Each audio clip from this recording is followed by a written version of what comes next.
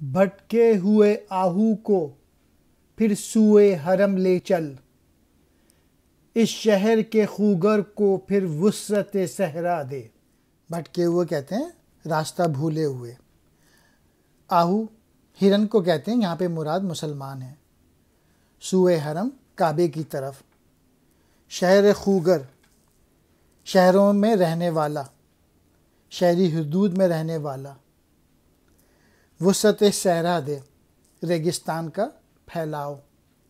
ہرن ہے یہ بھٹک گیا ہے، یعنی یہ جو مسلمان ہیں یہ بھٹک گئے ہیں، یہ جو ہیں ان کو صحیح چیزیں نہیں معلوم کہ زندگی میں کیا چیزیں حاصل کرنی چاہیے، انہیں پھر کعبے کی طرف لے چل۔ یہ شہر میں رہ رہ کے ان کی آنکھیں چکچ چوندھ ہو گئی ہیں اور ان کے حوصلے پست ہو گئے ہیں، ان کو پھر بیاباں میں لے جا، ریگستان میں لے جا، کھلی فضا میں لے جا۔